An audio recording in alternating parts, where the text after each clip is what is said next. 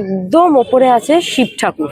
কি বিশাল শিবের যে নন্দী সার সেইটা একদম চূড়ায়।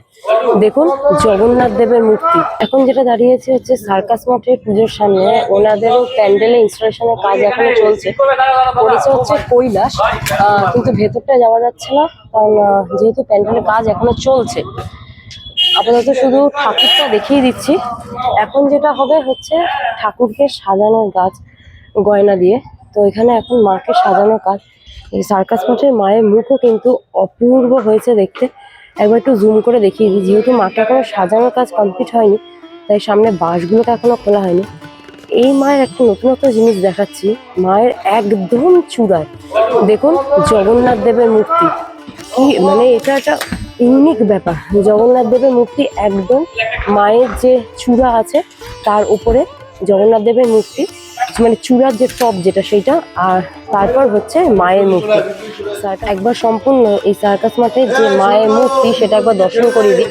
যদিও প্যান্ডেলটা দেখাতে পাচ্ছি না কারণ প্যান্ডেলের কাজ এখনো প্রচুর বাকি, বাট মাকে একবার দেখিয়ে দিই। মা হয়েছে দারুণ সুন্দর। আর মোস্ট প্রবাবলি এখানে কৈলাস থিমটা। যাই হোক, মাকে একবার দেখিয়ে দিলাম ভালো করে। যদিও যেটা বললাম এখনো এখানে ইনস্টলেশনের কাজ চলছে, প্যান্ডেল এখনো কমপ্লিট হয়নি। এখন যেটা হবে হচ্ছে মাকে সাজানোর কাজ।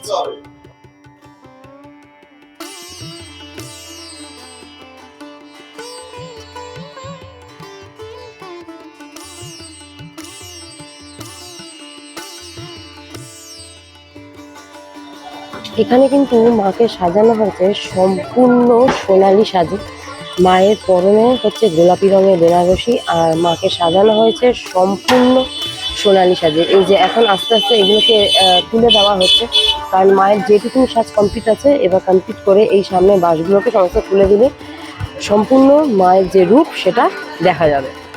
একটা ভিডিও আপনাদের দিতে চলেছে। এখন মাকে সম্পূর্ণ অস্ত্র দিয়ে সাজানো হচ্ছে। তো সবার প্রথমে যেটা মায়ের হাতে লাগানো হচ্ছে সেটা হচ্ছে ওই যে হাতে যে শঙ্খ হয়, সেই শঙ্খটা কিন্তু এখন মায়ের হাতে লাগানো হচ্ছে। একবার একটু জুম করে দেখিয়ে দিই। সাধারণত ঠাকুর আমরা দেখি, কিন্তু ঠাকুরের যে অস্ত্রসজ্জাটা সেটা আমরা সাধারণত দেখতে পাই না। তো খুব ভালো মোমেন্টে এসেছি যেখানে এখন ঠাকুরের অস্ত্রসজ্জা চলছে।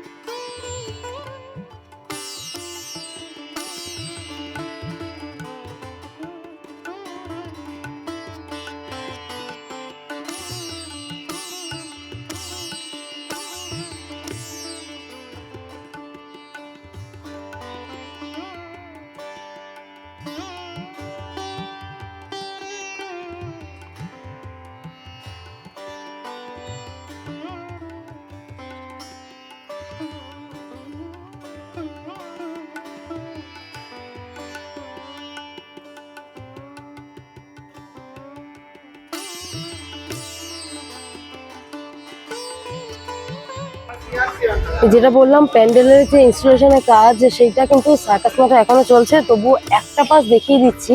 এই যে দেখুন কি বিশাল শিবের যে নন্দী সার সেইটা, আর পুরো প্যান্ডেলটার মধ্যে কিন্তু কালো রংটা প্রচন্ড পরিমাণ প্রাধান্য পেয়েছে।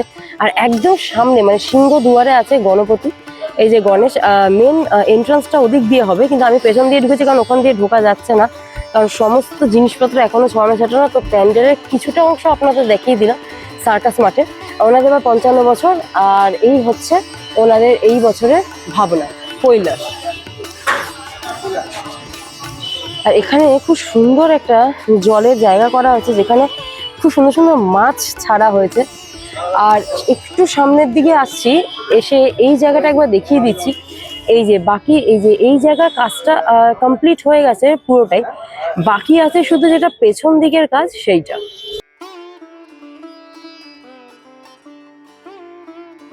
এই জায়গাটা কিছুটা করা হবে, এটা এখনো কাজ শুরু হয়নি।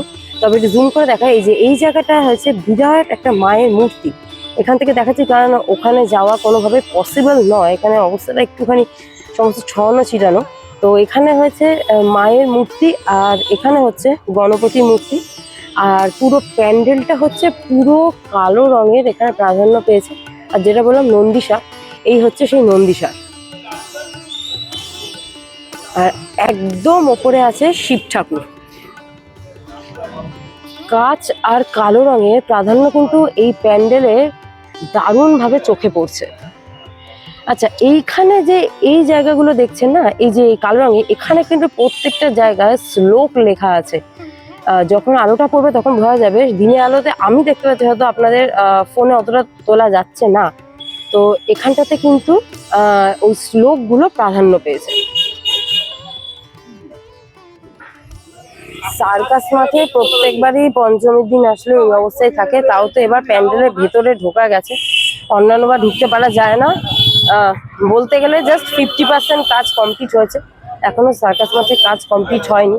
আশা করছি কালকে ষষ্ঠীর মধ্যে কাজ কমপ্লিট হয়ে যাবে। চলুন, সার্কাস মাঠ তো দেখা হলো, যতটা সম্ভব পারলাম দেখালাম। এবার যাই পরবর্তী প্যান্ডেলের দিকে, দেখা যাক পরবর্তী প্যান্ডেল কোনটা আছে আর ওখানকার মা কেমন করেছে। চলছে 2025 জগদ্ধাত্রী পুজো পরিক্রমা। আমি রয়েছি টেক্সটাইল মিত্রেশ্বর আপনাদের সঙ্গে, তাহলে চলুন যাওয়া যাক।